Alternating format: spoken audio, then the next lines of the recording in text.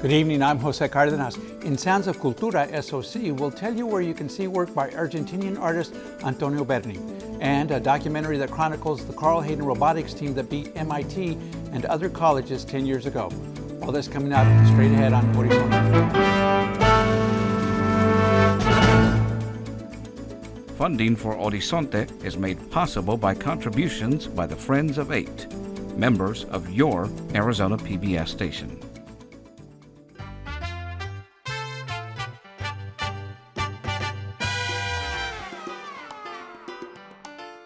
The latest exhibition at Phoenix Art Museum, Antonio Berni, Juanito, and Ramona, opened in June and features over 100 objects by artist Antonio Berni. The works include a variety of media, including paintings, sculptures, sketchbooks, and more.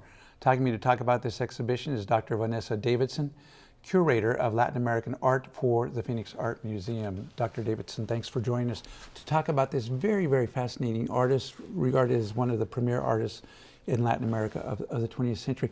Before we talk about why he obtained that fame, give us some background on him. Sure. Antonio Berni was a very precocious artist, and he had a long and very prolific career. He was born in 1905 in Rosario, Argentina, and in 1926 we already find him in Paris at the age of 21, where he developed a surrealist style. Of course, surrealism was all the rage in Paris in the late 1920s, early 30s. He returns to Argentina in 1931, and because of his socio-political proclivities, he decides to embrace the style of social realism.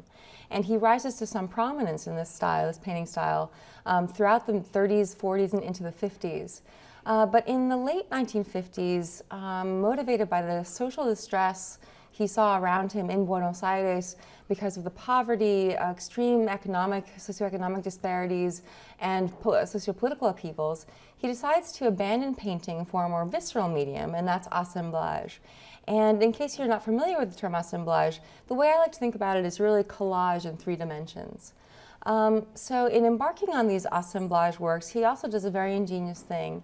He invents 2 fictional characters and uses them as narrative devices through which to tell the tale of his country's plight.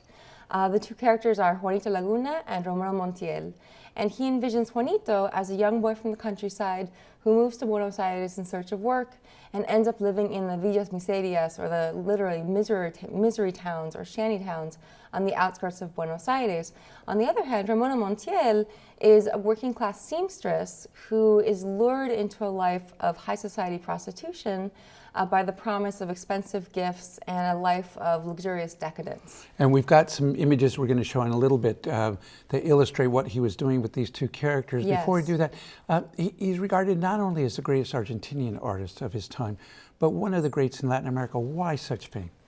Well, I think there are a number of reasons. One thing that makes the exhibition that's presently at the Phoenix Art Museum so important is that in this series, Juanito and Ramona, what he does is very compelling in terms of the way he pairs his subject and his materials. So what he decides to do in these assemblages and these prints is to use materials from the fictional world that each character inhabits to illustrate that world. So for Juanito, he uses the trash and metal siding and cardboard and discarded wood that one finds littering the slums in Buenos Aires. And as we're talking about, let's see if we can bring some of those pictures up to illustrate what we're talking about. But go ahead. And for Ramona, on the other hand, so as this image very well illustrates, he uses old machine parts and toys, old discarded clothing and shoes. This image is called Juanito va a la ciudad, or Juanito goes to the city, and it really narrates Juanito's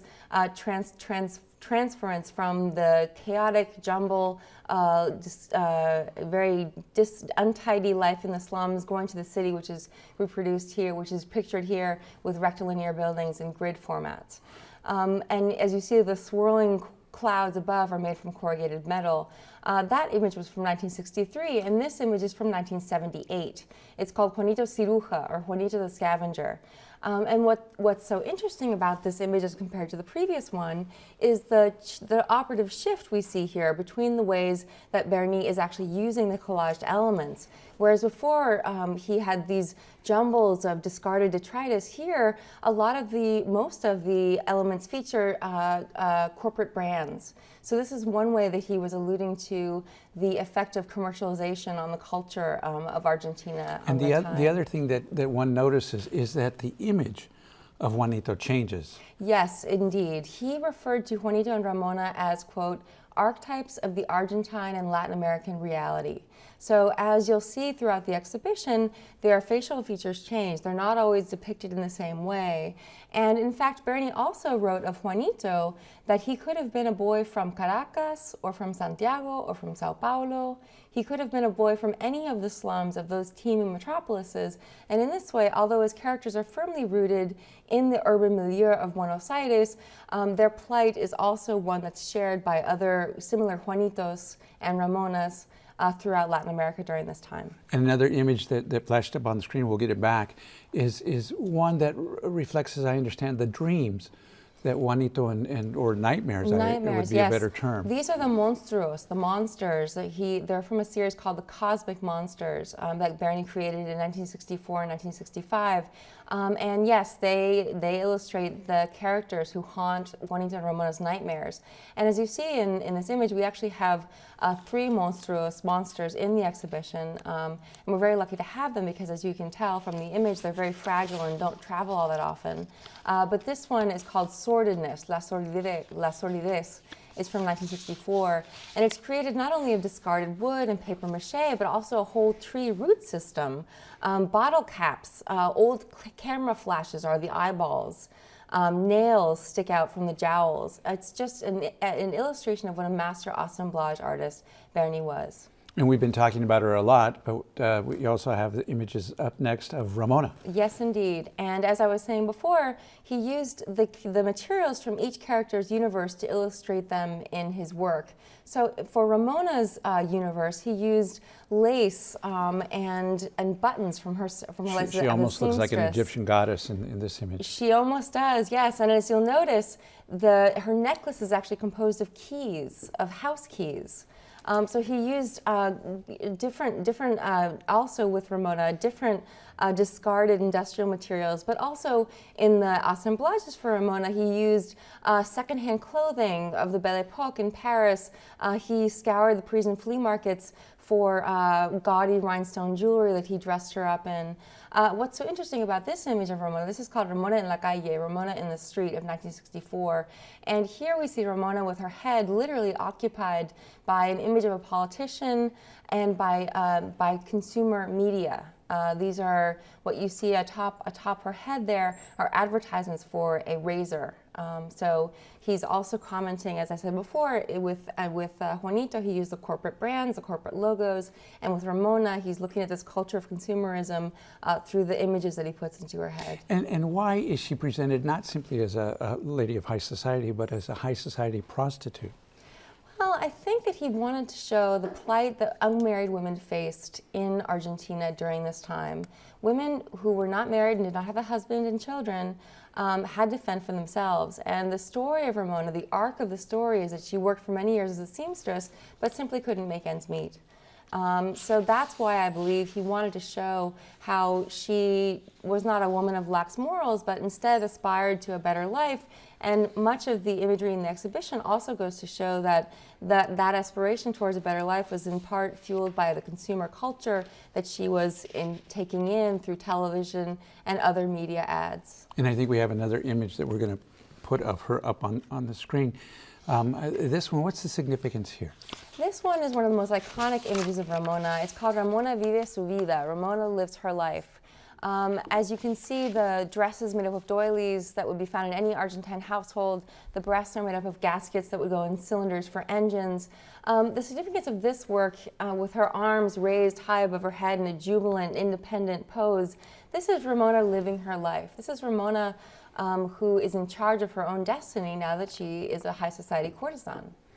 Now, you've made a few comments indicating that we're pretty lucky to have this exhibition here in Phoenix. As I understand it, one of only 2 U.S. cities in which this is being shown. How did that happen? This exhibition was organized by the Museum of Fine Arts Houston and the Malba Fundación Constantini, or the Museum of Latin American Art in Buenos Aires. Plans for the exhibition began in 2007. And it came to us by a confluence of contacts and very good fortune.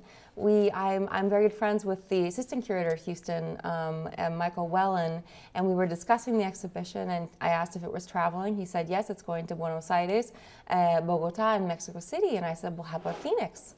And he said that he hadn't considered that possibility, and I said, well, let's consider it. And so we started to plan out, and we realized that the dates corresponded, and thanks to very, very generous support by the Diane and Bruce Halley Foundation, as well as Peter Banco and Cox Communications, we were able to bring it here, as you said, only the second venue in the United States for the entire exhibition. And how long is it going to run? It will be open until September 21st.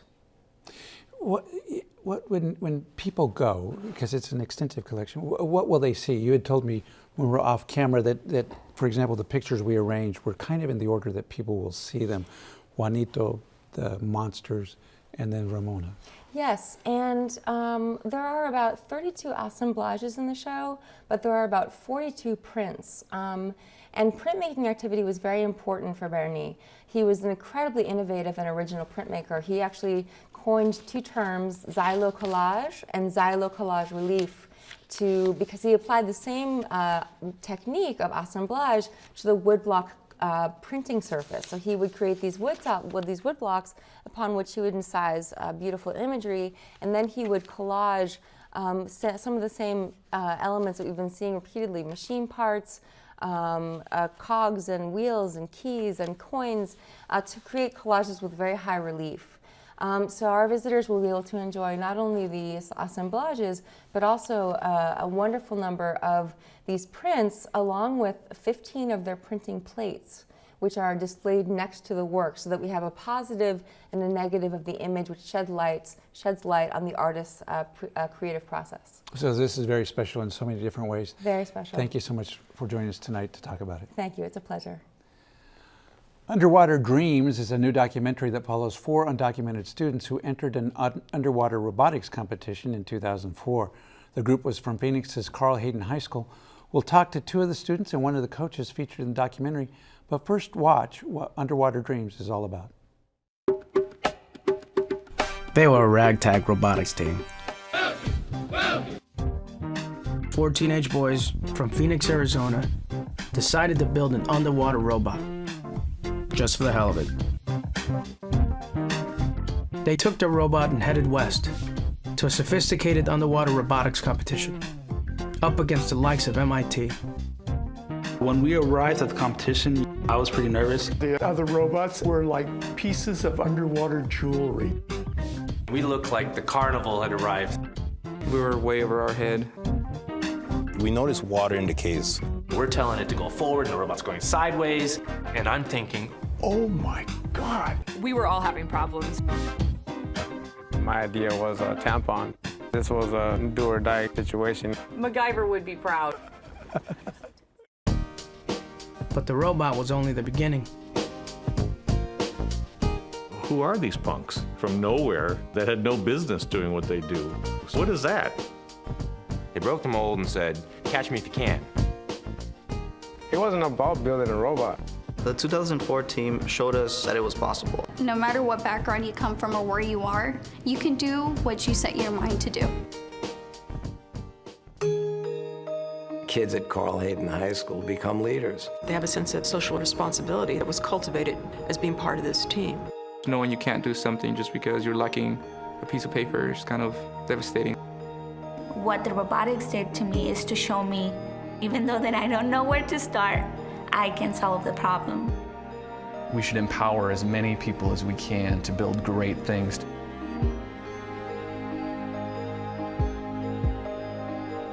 These boys laid a foundation.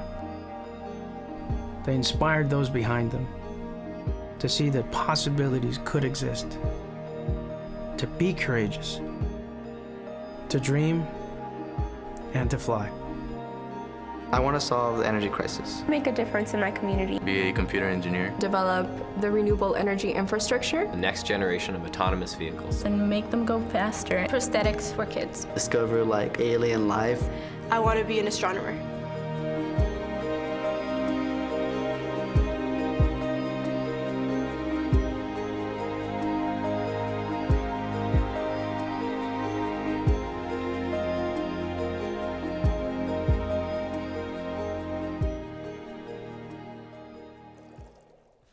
With us tonight to talk about the Carl Hayden Robotics documentary, Underwater Dreams, are one of the coaches, Freddie Lajvardi, and two of the team members, Cristian Arcega and Lorenzo Santillan. Thank you all for joining us on Horizonte. We've actually talked about this wonderful story a number of times over the last 10 years. And as I understand it from talking to you earlier, this movie has been in the works for about that same period of time. Yeah. Why so long? Well, to get it from talking to actually on the screen. Well, the director and producer contacted us right about when the story happened, but we had already signed with Warner Brothers, so she kept checking every year to see if the contract was up and if we were free to sign a contract with her.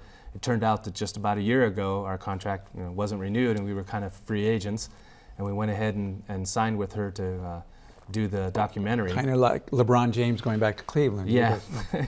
So she jumped in when she had that window of opportunity, and in less than a year she filmed it and got it all done and ready to go. Though I understand ultimately it's a collaboration between her and Lionsgate. They came. Yeah, Lionsgate jumped on afterwards.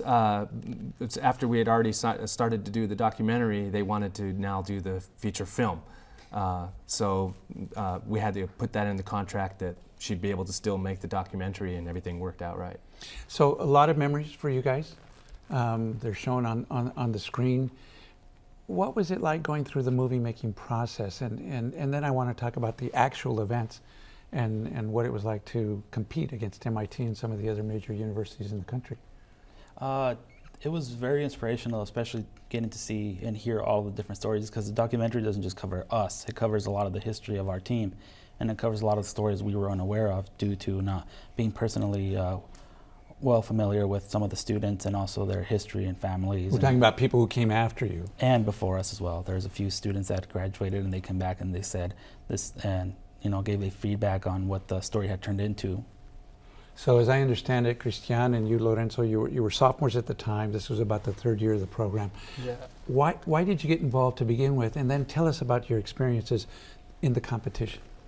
I just entered the competition I joined the robotics team because my friend had left for Mexico and I didn't have anywhere to go. I joined the robotics team because I found a place where I could work with tools and play with them and break stuff and do all that good stuff. So Freddie, part of the appeal of the movie is a story of doing things that people don't think you can do. Mm-hmm. And they think of Carl Hayden. They also think of kids from who are immigrants to this country, and yet you believed in them all along the way. Yeah, I mean, talent can be found anywhere, and really the only thing that determines whether or not you can be successful is yourself. That's something that I learned when I was young, and we try to teach the kids, and I think they really hit the jackpot when they realized, having beaten MIT in a very competitive competition, I think it opened the door for all the students after them as well. Well, it was an eye-opener for you too. I mean, the little clip we heard you using an expletive because you were surprised well, at what was happening. Anytime you're in a competition like that, there's unusual things that happen, and sometimes you probably don't choose the best words at the moment. But yeah, I mean, there's a lot of emotion and time invested, and you feel frustrated when things don't go exactly the way you want, or if you're shocked at how tough the competition is.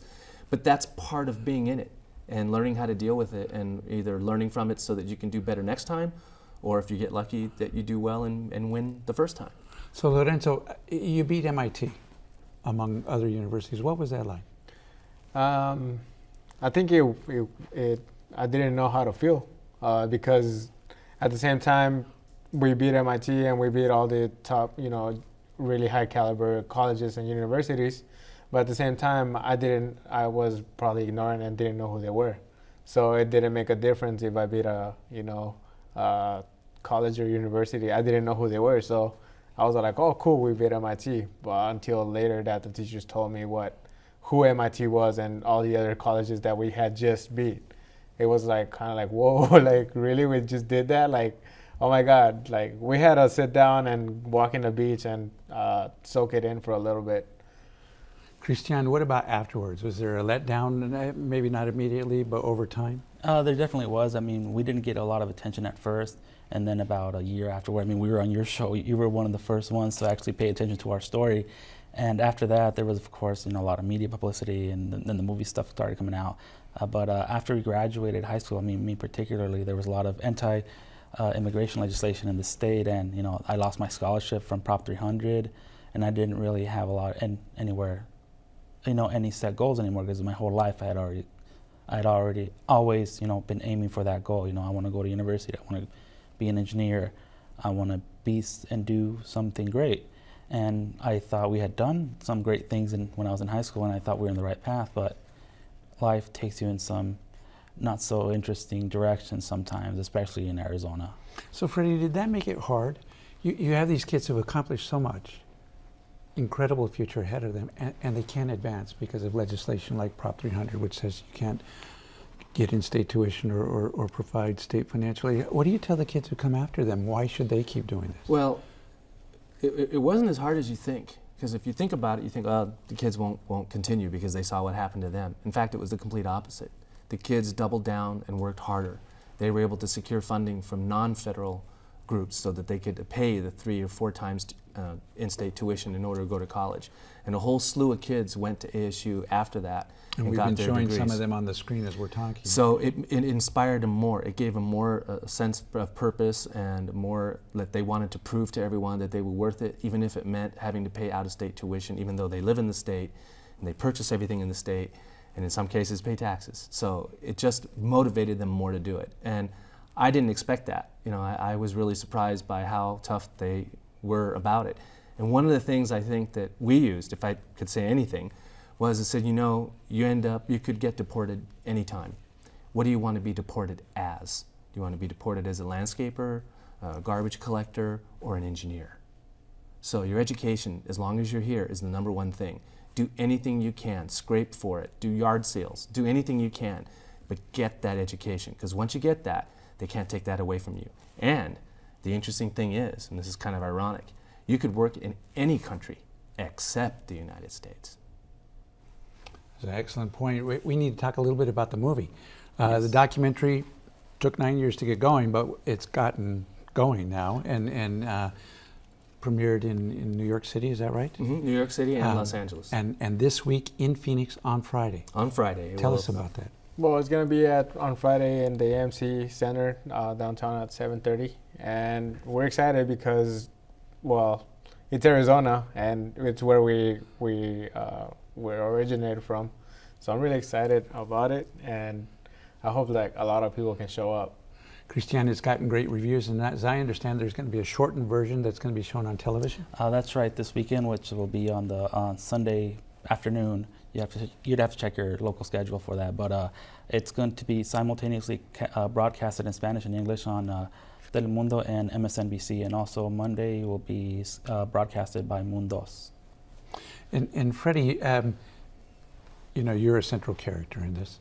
As I understand, there's going to be for lack of a better description, a commercial version of this. There's a movie that's in the works right now, and tell us about that. Well, this movie, which is called Spare Parts, is being produced by Lionsgate and Pantaleon. And it's starring George Lopez, who's going to play a combination of myself and Dr. Cameron. So the character is going to be called Freddie Cameron. And they, of course, inserted a female interest in the movie. This character is played by Marissa Tomei, who pushes George Lopez to work with the kids and make sure he stays true to his word and doesn't just leave the kids and abandon the kids. So that's, I don't want to tell too much about the movie, but it's real exciting because we actually, our current robotics team got to build and operate all the robots for the movie in the underwater robots. So a lot of the kids today on the team have participated in helping the special effects for that movie. Christian, we're almost out of time. What does this mean? There's the excitement, there's the novelty of being in a movie or having your life portrayed that way. Is there a deeper meaning to all this?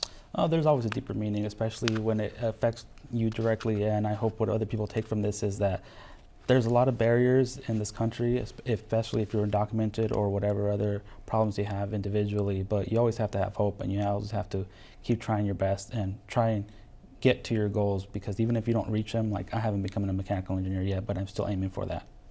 And Freddie, we're almost out of time, but I understand there have been other successes. You've produced valedictorians and other people have gone on to be very significant in their careers. And so congratulations to you, congratulations to all of you.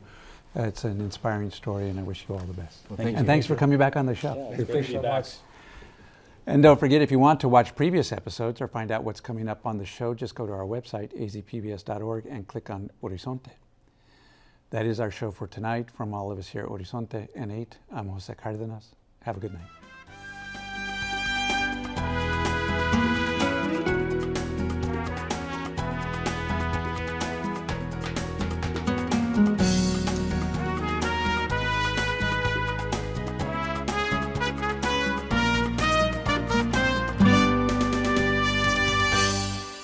Funding for Horizonte is made possible by contributions by the Friends of 8, members of your Arizona PBS station.